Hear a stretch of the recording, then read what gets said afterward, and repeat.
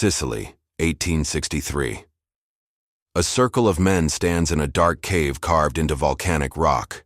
Their shadows dance against ancient walls as a single candle flickers between them. One man pricks his finger, letting blood fall onto a holy card, the image of a saint staring up at them with painted eyes. The card ignites. As flames consume the sacred image, the man speaks words that will echo across oceans and centuries. May my soul burn like this saint if I betray the oath. This is not where the Mafia begins. This moment, ritualistic, dramatic, seared into popular imagination, comes later. The real origin story reaches back further, into shadows deeper than any cave, into a history written in blood and survival, occupation and resistance, betrayal and brotherhood. For over a century, we've been told a myth. We've seen the films, read the books, absorbed the legend, that the Mafia emerged fully formed from Sicily's ancient soil, a criminal conspiracy as old as the Mediterranean itself. But the truth is more complex, more human, and infinitely more tragic than the legend. The word Mafia doesn't appear in written records until the 1860s. Before that, silence. Not because the thing itself didn't exist, but because it had no name. It was simply the way things were done, the unwritten law of an island that had learned, through centuries of conquest and abandonment, that official law meant nothing. This is the story of how a society of survivors became a criminal empire, how codes of honor became instruments of terror, how men who began as protectors transformed into predators. This is how the Mafia really started, not with a bang, but with a whisper in the ear of a desperate farmer. Not with violence, but with a promise. I can help you, but you'll owe me. The story begins not in a dark cave, but in the blinding Sicilian sun, where everything the Mafia would become already exists in embryonic form, waiting for the perfect storm of history to give it life, give it power, and give it a name that would make the world tremble. Chapter 1. The Island of 1,000 Masters. The morning sun rises over western Sicily in the spring of 1806, casting long shadows across the latifundia, the vast estates that stretch from the mountains to the sea. In a small village outside Palermo, a contadino named Giuseppe watches those shadows with the practiced eye of a man who has learned to read danger in the landscape itself. Giuseppe is what the island's masters call a peasant, though he prefers the term his grandfather used, survivor. For 27 years, he has worked land that his family has never owned, will never own, cannot even dream of owning. The estate belongs to a baron in Palermo who Giuseppe has never met, a man whose face he would not recognize even if they passed in the street. But Giuseppe knows the baron's campiere, the estate manager, very well. Too well. Don Calogero rides through the village 3 times a week on a black horse, collecting rents, settling disputes, administering justice that no official court would recognize. Don Calogero carries no badge, holds no official title recognized by whatever government currently claims to rule Sicily. This month, it's the French. Last year, the Spanish. Before that, the Austrians. Before that, someone else. Giuseppe has stopped keeping track. The governments change like the seasons, his grandfather once told him, but the campiere is eternal. This morning, Giuseppe's neighbor, a man named Salvatore, has made a fatal miscalculation. He has complained to the French authorities about Don Calogero, claiming the campiere demanded twice the agreed-upon rent and threatened his family. Salvatore believed the French would help him. He believed in the rule of law these foreign occupiers proclaimed from their offices in Palermo. He was wrong. Don Calogero sits on his black horse in the village square, waiting. The morning market has gone silent. Women clutch their children. Men study their feet. Everyone knows what comes next. They have seen this performance before, will see it again. It is one of the oldest plays in Sicily's repertory. Salvatore emerges from his house, walking with the false confidence of a man who believes himself protected by official authority. He carries a paper, a document from the French administration promising to investigate his complaint. He holds it up like a talisman. Don Calogero smiles. It is not a pleasant smile. Salvatore, the campiere says, his voice carrying across the silent square. "You have made a mistake. You went to the foreigners." He says this word, stranieri, with particular contempt. "You told them our business." "The law," Salvatore begins. "There is no law here except the law we make," Don Calogero interrupts. "The French will be gone in 5 years, maybe 10. But I will still be here. My family will still be here. And you." He pauses, letting the silence work for him. "Where will you be, Salvatore?" The threat hangs in the air like smoke. Don Calogero never explicitly states what will happen. He doesn't need to. The island has taught everyone to read between the lines, to understand what cannot be said aloud. "I have powerful friends," Salvatore says, but his voice wavers. "So do I," Don Calogero replies. "Mine live here. This is the ecosystem that will give birth to the Mafia. Not yet, but soon. An island where official government is an abstraction, where real power flows through informal networks of obligation and intimidation, where campieri like Don Calogero function as the actual arbiters of daily life. They collect rents for absentee landlords, yes, but they also settle disputes, arrange marriages, broker deals, and punish transgressions against an unwritten code everyone understands. The system works because it fills a void. Sicily, conquered and reconquered by Phoenicians, Greeks, Romans, Arabs, Normans, Germans, French, and Spanish over 3,000 years, has learned a bitter lesson. Official government serves the occupier, not the occupied. The law is a foreign thing, written in languages the peasants don't speak, administered by judges appointed by distant capitals. So the island has developed its own shadow government, older and more durable than any foreign occupation. Men like Don Calogero are its functionaries, not quite criminals, not quite officials, operating in the gray space between law and lawlessness that has always existed on this conquered island. Giuseppe watches Salvatore retreat into his house, the French document crumpled in his fist. He knows what will happen next. Salvatore's crops will fail mysteriously. His olive trees will be found damaged. His livestock will vanish. Not all at once. That would be too obvious. Slowly, methodically, until Salvatore understands his error and either submits or leaves. "This is how things are done here," Giuseppe's grandfather told him before he died. "We take care of our own problems. We don't run to strangers." The old man had another saying too, one that Giuseppe remembers as he watches Don Calogero ride away. "Every man needs friends, but he needs to know who his friends are." This informal system of power, rooted in kinship, enforced by intimidation, operating outside official channels, will soon need a name.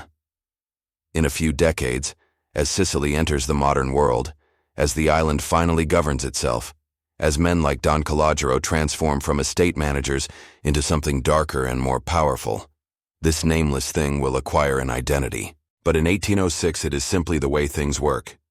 It is the water the fish swim in, invisible because it is everywhere. Giuseppe goes back to his work, bending to the soil his family has worked for generations. The sun climbs higher, the shadows shorten, and somewhere in Palermo, in the Baroque palaces and administrative offices, foreign officials make policies and sign documents that will have little effect on villages like this one. Because the real power isn't in Palermo.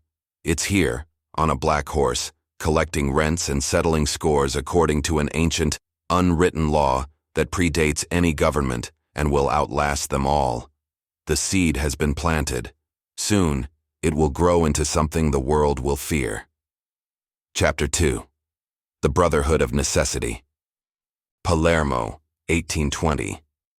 In the back room of a tavern near the Vucciria market, 5 men sit around a scarred wooden table.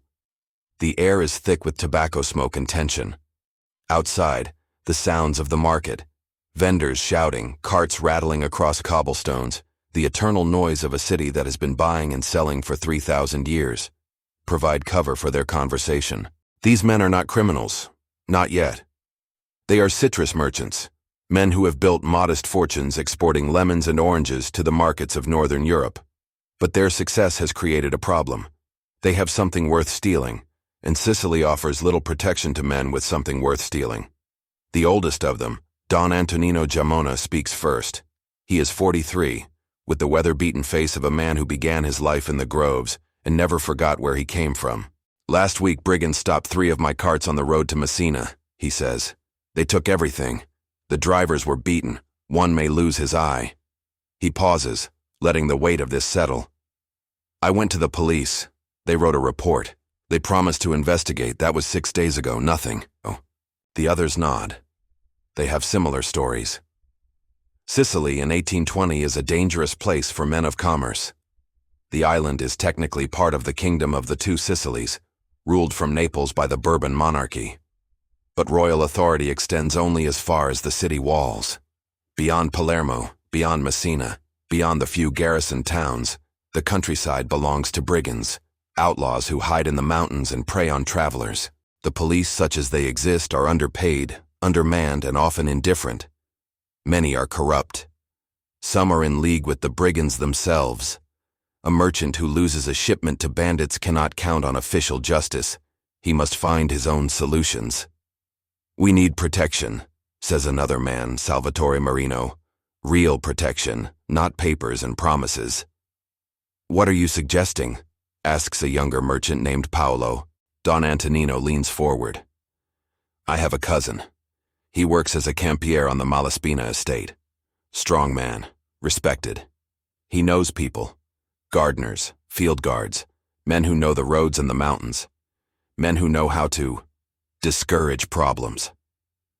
"You're talking about hiring criminals to protect us from criminals," Paolo says. "I'm talking about hiring Sicilians to protect us from bandits," Don Antonino corrects.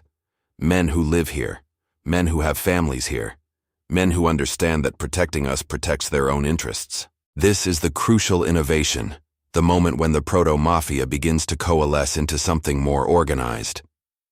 The campieri and estate guards have always used intimidation and violence to protect their master's property. But now, merchants, men with money but without land, men who exist outside the traditional feudal structure, are beginning to hire these same men for private protection. The arrangement seems simple. You pay men to guard your shipments, to escort your carts, to ensure your goods reach their destination. But it is not simple. Because these men don't just guard, they negotiate. They know the bandits, know the roads, know who can be bought off and who must be frightened off. They operate in the gray space between legal and illegal, using connections and intimidation in equal measure. "How much?" Salvatore asks. 5% of the shipment value, Don Antonino says, plus expenses. 5%. It sounds reasonable, even cheap compared to losing entire shipments. But it establishes a pattern that will define the mafia's business model for the next 2 centuries. The protection payment, the pizzo, the tribute extracted from commerce in exchange for security. The men agree. Within a week, Don Antonino's cousin, a man named Francesco Paolo Giamona, is coordinating protection for all 5 merchants. He recruits a dozen men, mostly from the estates around Palermo. Former campieri, field guards, men skilled with knives and shotguns, men comfortable with violence. The results are immediate and impressive. Shipments begin arriving intact. Bandits seem to know which carts to avoid. The merchants prosper. They tell their friends. Soon, Francesco Paolo is protecting 20 merchants, then 30. He hires more men. He establishes a network of contacts throughout western Sicily, guards in this village, a cousin in that town, a friend who knows the mountain passes. The business model evolves. Francesco Paolo doesn't just guard shipments, he guarantees them. If bandits attack despite his protection, he tracks them down and recovers the goods, or makes examples of the thieves that discourage future attempts. The merchants don't ask how he does this. They don't want to know. They only care that their goods arrive safely. But something else is happening, something the merchants don't fully understand. Francesco Paolo is building something larger than a protection service. He is constructing a parallel power structure, a network of armed men bound by kinship and mutual interest, operating outside official channels but serving an economic function the official government cannot or will not provide. In a small apartment above a bakery in the Borgo district, Francesco Paolo meets with his most trusted men. There are 6 of them now, men he has known since childhood, men whose loyalty is beyond question. They discuss business, which roads need watching, which bandits need warning, which officials need paying off. The police captain in Monreal is asking questions, one man reports. Francesco Paolo shrugs. Give him 20 scudi, tell him we're helping maintain order. And if he wants more? Then we remind him that maintaining order benefits everyone, including police captains who want quiet districts. This is the genius of the early mafia. They position themselves not as criminals, but as providers of order. They don't oppose the government. They supplement it, filling gaps the official system cannot fill. And because they actually do reduce banditry and protect commerce, because they make life more predictable and business more profitable, people tolerate them. Embrace them, even. The merchants hosting Francesco Paolo's services prosper. Their businesses grow. They buy more land, export more goods, become pillars of Palermo's emerging middle class, and they remain loyal to the men who made that prosperity possible. When Francesco Paolo needs a favor, a job for a cousin, a word with an official, a blind eye turned to some irregularity, the merchants comply. They owe him. More than that, they need him. This is the birth of the protection racket, though no one calls it that. It is simply business. A service provided, a fee charged. That the service is protection from threats that may or may not be real. That the men providing protection could just as easily become the threat themselves. These ironies are not yet apparent. By 1825, Francesco Paolo Giamona controls protection for most of the citrus trade in western Sicily. He is not the only one. Other men in other towns have discovered the same model. In Monreale, a man named Gioacchino Buscemi runs a similar operation. In Corleone, the Morello brothers. These groups don't have a name yet. They don't see themselves as part of something larger. They are simply men making a living by providing a service the market demands. But the structure is there. The model is established. Men loyal to a leader, bound by kinship and mutual interest, using intimidation and violence selectively, providing protection in exchange for payment and loyalty. It needs only the right historical moment to explode into something larger, more organized, more deadly. That moment is coming. In the streets of Palermo, in the salons of the aristocracy, in the meeting rooms of revolutionary cells, men are beginning to whisper a word that will change Sicily forever. Independence. The island is about to convulse with revolution, and from that chaos, the nameless thing that Francesco Paolo and men like him have built will emerge with a name, an identity, and an ambition that will carry it across oceans. Don Antonino counts his profits and toasts Francesco Paolo's health, never suspecting that he has helped create something that will eventually devour men like him. In the back room of the tavern, the 5 merchants laugh and drink. Their shipments arrive safely. Their businesses flourish. All it costs is 5%. For now, it seems like a bargain. Chapter 3.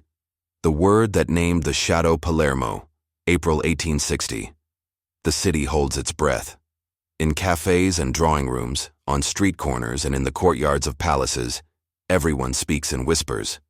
Giuseppe Garibaldi, the Lion of South America, hero of the Roman Republic, the man with the red shirt and the magnetic eyes, has landed in Sicily with his 1,000. Revolution has come to the island. In a villa in the Conca d'Oro, the golden shell of citrus groves surrounding Palermo, a meeting takes place that will alter history in ways no one present can imagine. Don Francesco Paolo Giamona, now 52 and grown prosperous from his protection business, sits across from a young revolutionary named Stefano. The revolutionary wears the clothes of a gentleman, but speaks with the passion of a street fighter. Sicily will be free, Stefano declares. Free from the Bourbons, free from Naples, free from all foreign oppression. Garibaldi will unite us with the Italian nation. Francesco Paolo listens with the patience of a man who has seen governments come and go. And what does this freedom mean for men like me? It means opportunity, Stefano says. The old order is dying. The barons, the Bourbons, the feudal system, all of it will fall. There will be new land to distribute, new laws to write, new positions of power to fill. And these positions, who will fill them? Patriots. Men who help us now. Men who understand that Sicily's future belongs to Sicilians. Francesco Paolo nods slowly. He is being recruited, though the young revolutionary may not fully understand what he is recruiting. The protection network Francesco Paolo has built over 40 years, the armed men loyal to him personally, the connections in every town and village, the ability to mobilize force quickly and decisively, these are assets a revolution needs. But Francesco Paolo has no interest in revolution for its own sake. He is a practical man. He sees in this chaos an opportunity to expand his operations, to legitimize his power, perhaps even to acquire land, the ultimate currency in Sicily, the thing his father and grandfather never had. "What do you need from me?" he asks. "Men," Stefano says simply. "When Garibaldi marches on Palermo, when we rise against the Bourbons, we need men who know the streets, who can organize the neighborhoods, who can ensure that certain elements support the right side. And in return, recognition, respect, a place in the new Sicily." They shake hands. It is a bargain both men believe they understand. The revolutionary thinks he is gaining foot soldiers for freedom.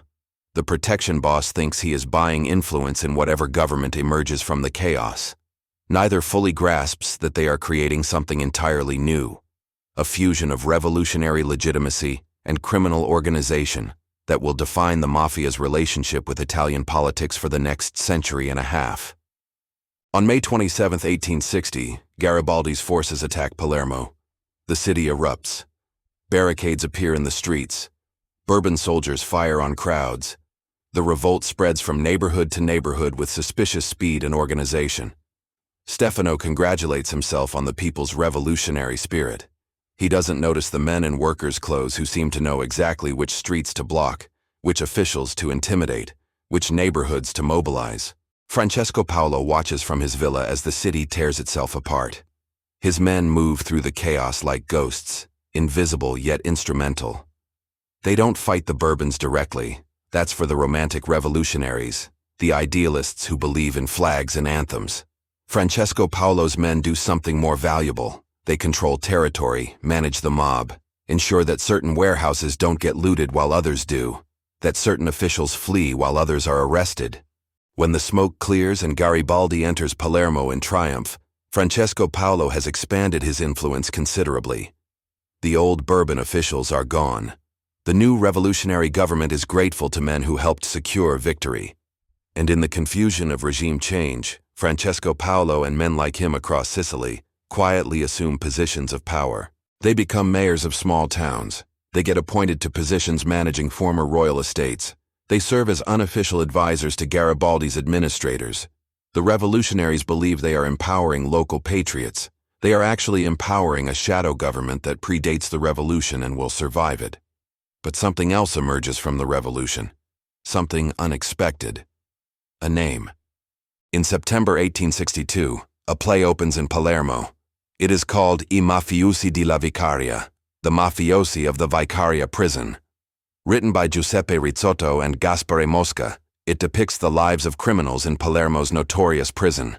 The word mafiosi comes from Sicilian dialect. It suggests swagger, boldness, a certain arrogant fearlessness. The play is a sensation. Everyone in Palermo goes to see it. They recognize the types on stage, the proud criminals with their code of honor, their disdain for official law, their loyalty to each other above all else.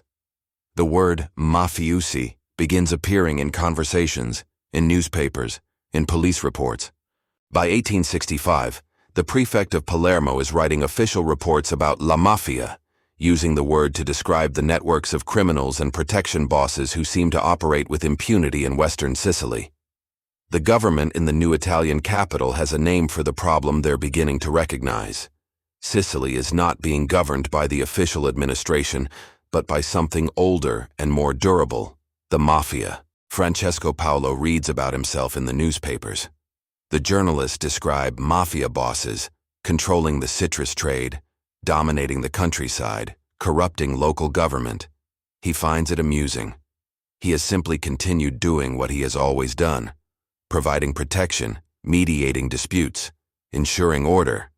That the government now sees this as a problem rather than a solution is merely proof that governments remain foolish. In his office, for he has an office now, above a coffee importer's warehouse. Francesco Paolo receives visitors who would never have acknowledged him in the old days. Baron this and count that. Men who need problems solved, debts collected, rivals discouraged. They don't call him Don Francesco Paolo Giamona, respected businessman. They call him something else, a word that makes the old man smile despite himself. They call him a man of respect, a friend of friends, a man who gets things done. The word mafia spreads beyond Sicily. In 1876, a government official named Leopoldo Franchetti publishes a report on Sicily that scandalizes the Italian public. He describes a complete parallel society, a shadow government more powerful than the official one, built on networks of intimidation and mutual aid. The mafia is not an association, Franchetti writes. It is a way of being. He describes how every transaction, every property deal, every dispute in Western Sicily must go through these unofficial channels. How the government is impotent to stop it because the mafia has infiltrated every level of official power. The report causes outrage in Rome but changes nothing in Sicily. Because Franchetti, for all his insight, misses the crucial point. The mafia is not imposed on Sicily from outside. It grows from Sicily's soil, from centuries of adaptation to foreign rule, from the island's deep distrust of official authority. You cannot uproot it without understanding that it serves functions the government cannot serve, fills needs the law cannot fill. Francesco Paolo reads Franchetti's report with interest. The official describes the mafia as a conspiracy against society. Francesco Paolo sees something different, a society that has learned to govern itself, to solve its own problems, to survive without, or despite, whatever government claims to rule. In a small room in the back of a church in the village of Monreale, a ceremony takes place. A young man, barely 20, stands before 3 older men. They prick his finger, let blood fall on a holy card. They set the card aflame. The young man recites an oath. I swear on my honor to be faithful to the famiglia. As this saint burns, so will burn my soul if I betray this oath. The ritual is new, invented within the last decade, drawing on half-remembered traditions and theatrical imagination. It makes the men feel connected to something ancient, something sacred. In truth, the ceremony is barely older than the word mafia itself, but it will become as much a part of the mafia's identity as the name itself. The young man is welcomed into the family. He is given his first assignment, collecting protection money from shopkeepers in Palermo. He performs this duty with enthusiasm, proud to be part of something larger than himself, never suspecting that he has joined not an ancient brotherhood, but something improvised and evolving, something that is making itself up as it goes along. Francesco Paolo dies in 1879, wealthy and respected, a pillar of his community. His funeral is attended by hundreds, merchants, officials, peasants, aristocrats. The newspapers call him a prominent businessman. They don't mention the word everyone speaks in whispers, mafia. They don't need to. Everyone knows what Francesco Paolo was, what he represented, what he helped create. His son inherits the business, not the legitimate citrus trade, which has grown marginal, but the real family business. Protection, influence, power. The Giamona family will remain prominent in the Palermo Mafia for another 50 years. The shadow has a name now, and names have power. Once you can name something, you can talk about it, write about it, fear it. The Mafia has emerged from invisibility into identity. It knows what it is, and more importantly, it knows what it can become. Chapter 5. The Ocean Crossing New Orleans, 1890. The docks swarm with activity as a ship from Palermo unloads its cargo. Among the passengers stumbling down the gangplank, disoriented by weeks at sea and the alien landscape of America, is a young man named Giuseppe Esposito. He carries everything he owns in a single battered trunk. He carries something else too, something invisible but infinitely more valuable, knowledge of how things work in Sicily. Giuseppe is not running toward opportunity, he is running from murder charges. In Sicily, he was a small-time mafioso, involved in kidnapping and extortion, but he made the mistake of kidnapping the wrong man, an English businessman whose government demanded action. For once, the Italian authorities actually pursued a case. Giuseppe fled before they could arrest him. America is already filling with Sicilian immigrants. Between 1880 and 1920, over 4 million Italians will arrive in the United States, and a substantial portion come from Sicily. They flee poverty, feudalism, the eternal grinding hopelessness of life under the latifundia system. They dream of land, opportunity, a future for their children that Sicily cannot provide. But they bring Sicily with them. They bring its language, its customs, its distrust of authority. And some, men like Giuseppe Esposito, bring the mafia's methods. New Orleans in 1890 has the largest Italian population in America, concentrated in neighborhoods that feel more like Palermo than America. Here, Sicilian is spoken more than English. Here, the old ways persist. The old hierarchies reassert themselves. Giuseppe quickly recognizes something crucial. These immigrants need the same things they needed in Sicily: protection, dispute resolution, someone to turn to when the official channels fail or threaten.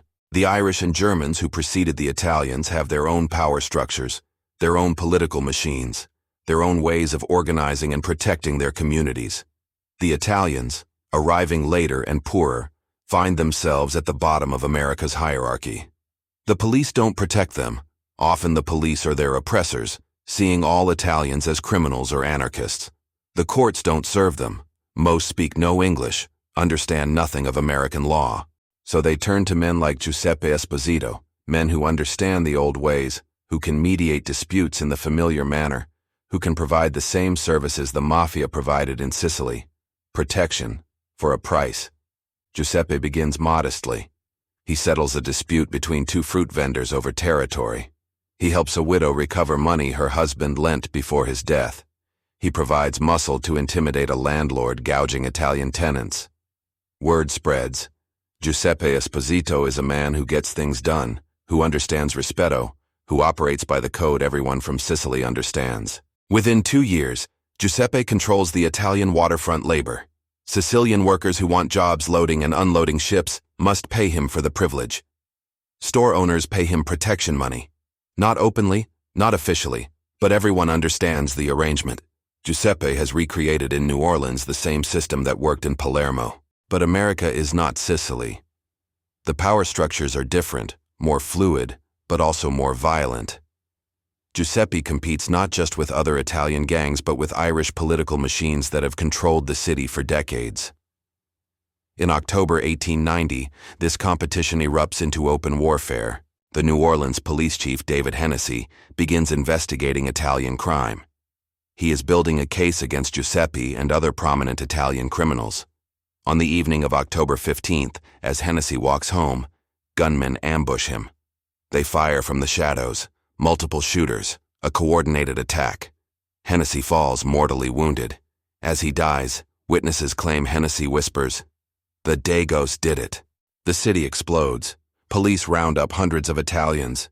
The newspapers, already hostile to the new immigrants, unleash campaigns of hysteria.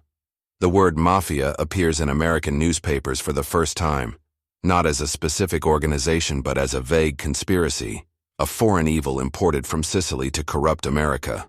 In April 1891, 9 Italian men, including Giuseppe Esposito, stand trial for Hennessy's murder. The evidence is circumstantial at best. The prosecution relies on prejudice and fear more than facts. But in a shocking verdict, the jury acquits 6 defendants and deadlocks on the other 3. The city's powerful interests are outraged. They have paid for convictions and received none. The day after the verdict, newspapers call for action. Prominent citizens organize a mob. On March 14, 1891, thousands of New Orleans residents march on the prison. They break down the doors, drag 11 Italian prisoners, including men not even accused of Hennessy's murder, from their cells. 2 are hanged from lampposts. 9 are shot in a courtyard. The mob poses for photographs with the corpses. The incident makes international news. Italy recalls its ambassador. President Benjamin Harrison condemns the lynching, though he does nothing to punish those responsible. Giuseppe Esposito is among the dead, shot multiple times while trying to hide in a dog kennel. His body is displayed for the crowd's amusement. He is 28 years old. He has been in America less than 3 years. The lynching sends a message to Italian immigrants. America is not safe for you. The law will not protect you. The mob can kill you with impunity. This message has an effect opposite to what the lynchers intend.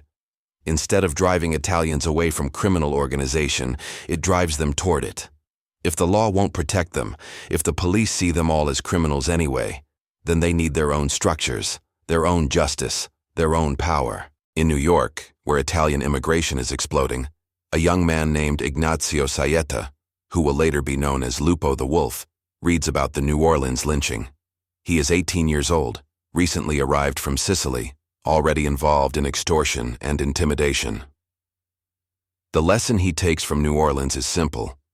The mafia must become stronger in America, more organized, more willing to use violence to protect its own. New York's Italian neighborhoods in the 1890s are desperate places. Immigrants pack into tenements, working brutal hours for poverty wages in factories and construction sites. They are exploited by landlords' employers, everyone with power over them. The police offer no protection. Most cops see Italians as subhuman, criminals by nature. Into this vacuum step men like Lupo, like Ciro Terranova, like later arrivals from Sicily who bring the mafia's methods. They organize the Black Hand, not an organization but a technique, a method of extortion that flourishes in immigrant neighborhoods. Victims receive letters signed with a black handprint, demanding money. Those who refuse find their shops burned, their children threatened, sometimes their bodies in the street. The Black Hand is crude, disorganized, more terrorism than organization.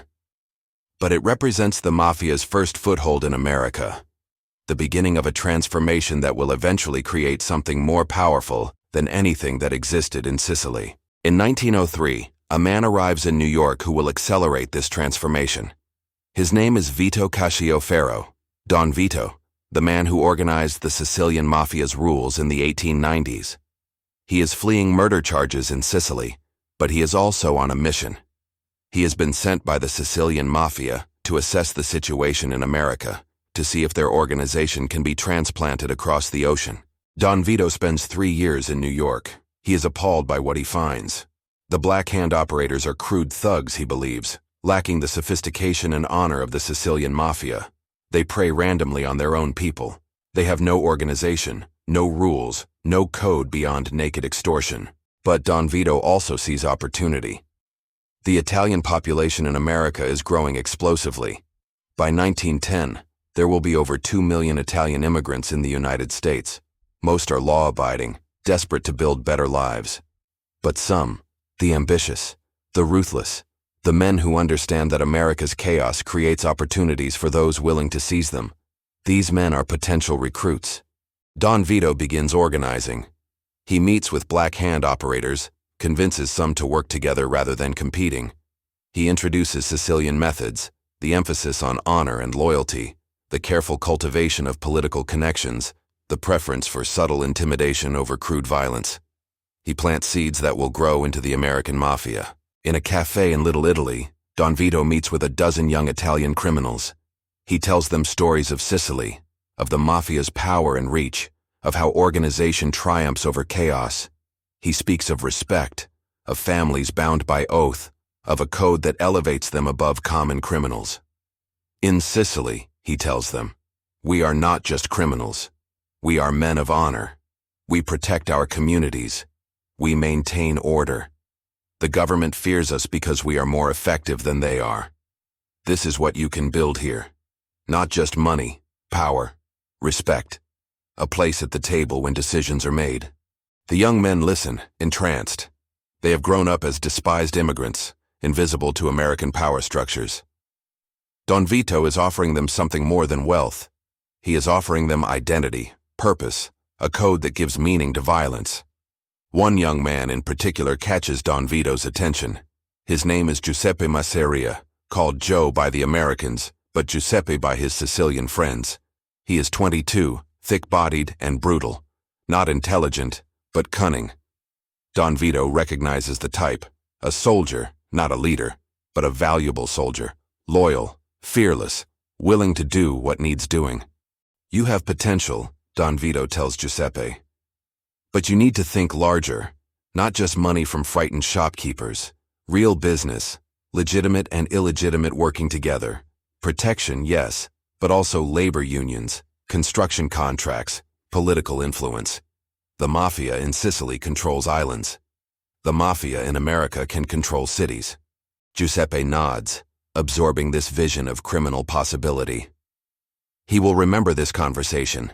In 20 years, he will be one of the most powerful mafia bosses in New York, until a younger, more ambitious mafioso named Lucky Luciano has him killed. But that's a different story, belonging to a different era. Don Vito returns to Sicily in 1906, satisfied that he has planted the seeds of the American mafia. He doesn't know that these seeds will grow into something that eventually surpasses the Sicilian original, that the American mafia will become richer, more powerful, more ruthless than anything Sicily ever produced. The ocean crossing works both ways. The mafia flows from Sicily to America, but American methods, American violence, American ambition, American disregard for the old codes, flow back to Sicily. The two mafias will evolve together, learning from each other, eventually becoming two branches of the same criminal tree. Chapter 6. The Man Who Said No, Sicily, 1925. The island suffers under a new regime. Benito Mussolini has seized power in Rome, and the fascist dictator has decided that Sicily's mafia problem must be solved, not through negotiation or reform, but through overwhelming force. He has sent a man to accomplish this impossible task, Cesare Mori, called the Iron Prefect. Mori arrives in Palermo in October 1925 with extraordinary powers. Mussolini has given him authority that previous prefects could only dream of: unlimited arrests, suspension of civil liberties, the full backing of the fascist state. For Mussolini, crushing the mafia is not just about law enforcement, it's about proving that fascism is stronger than any other power in Italy, that nothing can resist the will of Il Duce. In the village of Gangi, deep in Sicily's interior, an old mafioso named Don Ciccio watches Mori's arrival with interest. Don Ciccio is 73, has been a man of honor for over 50 years, has seen governments come and go. He has survived by understanding when to fight and when to bend, when to resist and when to accommodate. But something about Mori troubles him. This is not another weak official who can be bribed or frightened. This is something new. Mori's methods are brutal and effective. He arrests hundreds, then thousands. He doesn't bother with evidence or trials. Under fascist emergency laws, he can simply imprison anyone suspected of mafia connections indefinitely. He uses torture freely, forcing confessions and betrayals. He targets not just mafiosi but their families, their friends, anyone connected to them. In January 1926, Mori surrounds the village of Gangi with troops. The entire village, every man, woman, and child, is detained. Mori's soldiers search every house, confiscate every weapon, interrogate every adult. The message is clear. There is nowhere to hide. No one the fascist state cannot reach. Don Ciccio stands in the village square as soldiers search his house. He is too old to run, too proud to beg.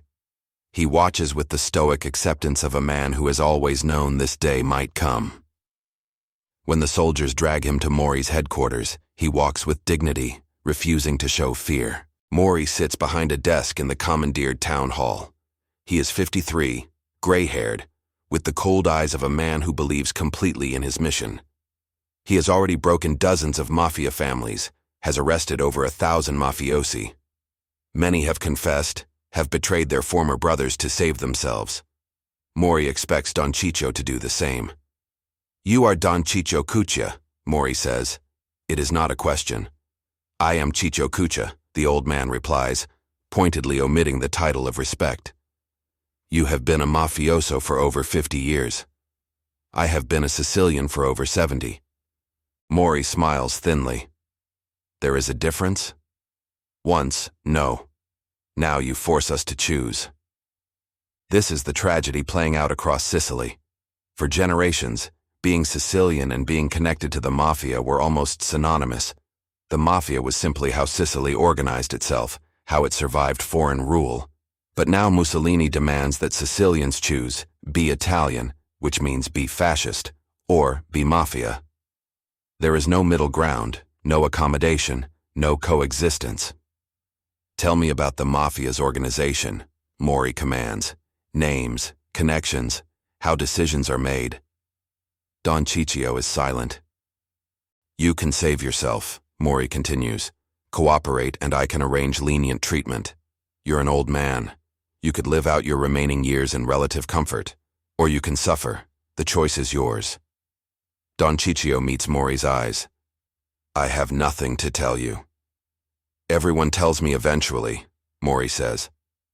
Some men hold out for days, some for weeks, but everyone breaks. The human body and mind have limits. I have learned exactly where those limits are. Then you will learn one more thing, Don Ciccio says quietly. Some men break, some men do not. Over the next 3 weeks, Mori's men torture Don Ciccio. They beat him, deprive him of sleep, subject him to techniques perfected in fascist prisons. But the old mafioso reveals nothing. He doesn't confess to crimes. He doesn't betray former associates. He simply endures, with a stubbornness that frustrates and eventually impresses even his torturers. Why? One of Mori's officers asks him during a particularly brutal session. Why protect them? These men you call brothers, many have already betrayed you. They've given us names, including yours. They're trying to save themselves. Why die for men who won't do the same for you? Don Ciccio's answer is simple. Because I am what I am. This is omertà, the mafia's code of silence, its most powerful weapon. Not the ceremonies, not the oaths, but this. The refusal to cooperate with authorities under any circumstances, the absolute commitment to silence even in the face of torture and death. Omertà is the wall that protects the mafia from prosecution, the code that makes it nearly impossible for authorities to build cases, even when they know who is guilty.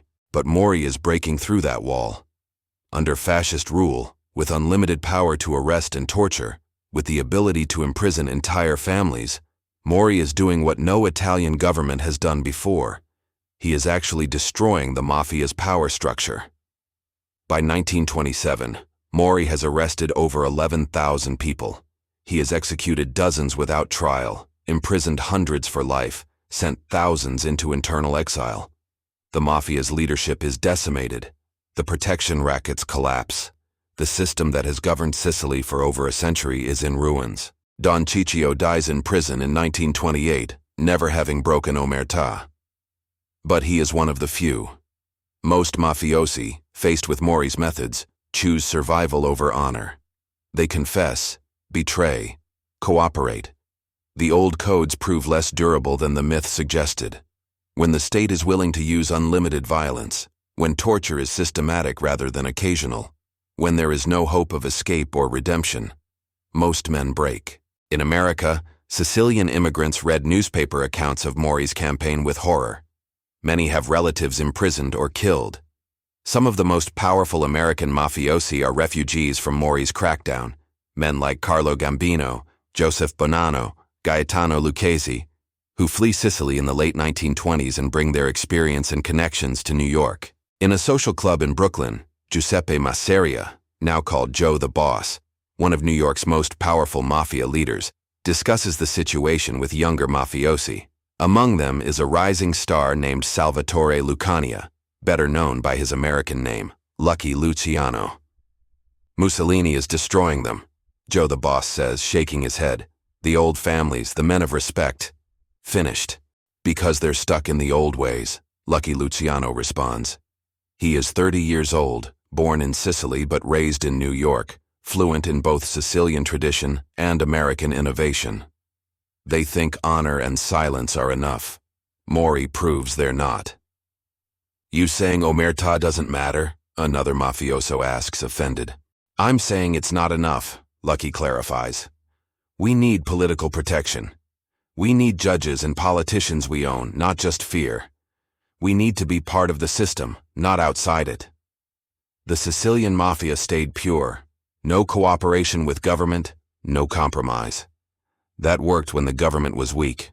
Against fascism, it fails. This is the crucial lesson the American Mafia learns from watching Sicily's destruction. To survive in the modern world, organized crime cannot remain purely oppositional to the state. It must infiltrate the state, corrupt it from within, become so entangled with legitimate power that the government cannot strike without harming itself. The American Mafia is already evolving in this direction. During Prohibition, which began in 1920, American mafiosi have become fabulously wealthy bootlegging illegal alcohol. More importantly, they have learned to work with politicians, police, and businessmen. Corruption is not a side effect of their operations. It is the core of their strategy. In Sicily, Mori's campaign continues. By 1929, he claims to have destroyed the mafia. Mussolini celebrates this victory, declares Sicily cleansed. In reality, Mori has destroyed the mafia's visible structures, but not its roots. He has imprisoned or killed the older generation of mafiosi, but the younger generation, those who fled to America, those who learned to hide better, those who adapted, survive. More importantly, Mori's methods create a new generation of Sicilians who hate the Italian state with unprecedented intensity. Fascism proves even more oppressive than previous governments. The mass arrests, the torture, the destruction of village life. These create grievances that will outlast Mussolini's regime. When World War II destroys fascism, when the Allies invade Sicily in 1943, when the Italian state collapses again, the Mafia will return. The American Mafia will help the Sicilian Mafia rebuild, bringing modern methods in American capital. The organization Mori claimed to destroy will resurface stronger than ever. But in 1928, as Don Ciccio dies in his prison cell, silent to the end, it seems like the Mafia's story might be over. An organization that survived centuries of foreign rule, that adapted to Italian unification, that transplanted successfully to America, it appears to have finally met its match in fascism's total violence. Don Ciccio's final words, according to a guard who was present, are these: "Tell my sons." He pauses, coughs blood, continues, "Tell them nothing. They know what they need to know." Even dying, he maintains omertà. Even broken by torture and imprisonment, he reveals nothing. He is what he is, a man of honor by the only definition that matters to him, keeping faith with a code even when that code has failed to protect him. The guard writes down these words but does not report them to Mori. Some things even fascist guards understand are sacred. Some silences even enemies must respect. Don Ciccio Cuccia dies as he lived, unbowed, unbroken, a man who said no to power and paid the price. His story will be forgotten by history, overshadowed by more famous mafiosi, more dramatic events. But men who knew him will tell their sons about the old mafioso who refused to break, who died rather than betray omertà. And in that telling, the code survives. The mafia survives. Not as an organization. Mori has destroyed that, at least temporarily, but as an idea, a set of values, a way of understanding the world that persists even when its practitioners are imprisoned or dead. This is the Mafia's secret strength. It is not just an organization but a culture, passed from generation to generation, embedded so deeply in Sicilian identity that no amount of violence can fully eradicate it. Mori can arrest the men, but he cannot arrest the idea. And ideas, as every tyrant eventually learns, are the most dangerous things of all. Chapter 7. The idea that survived. The streets of Palermo lie quiet now. The marketplace is empty, save for a few wary farmers who glance nervously at the black-uniformed carabinieri patrolling the alleys. The banners of Mussolini flutter in the wind, proclaiming victory over the Mafia. Sicily is meant to be cleansed. The old families are gone, or broken. But somewhere, beneath the rubble of fear and oppression, a different kind of life continues. A quiet life, protected not by force, but by memory and belief. In a dimly lit room in Brooklyn, a young man polishes a revolver, his fingers tracing the grooves like ritual. Salvatore Lucania, Lucky Luciano, looks out the window at the crowded tenements and whispers the words his father once taught him. Honor is what you do when no one watches. Across the ocean, the newspapers recount the arrests, the torture, the fall of the Sicilian Mafia. But in every immigrant household, in whispered conversations in Italian, in letters smuggled across the Atlantic, the stories travel. Don Ciccio's name is among them, not as a tyrant, not as a boss, but as a man who stood and refused, a man who endured, a man who said no. His silence resonates louder than any confession, louder than any arrest, louder than the heavy boots of Mussolini's soldiers. In Sicily, the younger generation watches and learns. Boys who saw their fathers taken away, their uncles beaten, the streets emptied of their elders, carry forward lessons they do not fully understand yet. They speak in whispers, in code, in gestures, and they remember the principle that survived Mori's wrath: loyalty, discretion, and the courage to endure. The American mafiosi watch too. They observe the collapse in Sicily and take notes, not only of the brutality of the fascist state, but of its unintended lessons. Fear can break men. Money and influence can extend life and empire.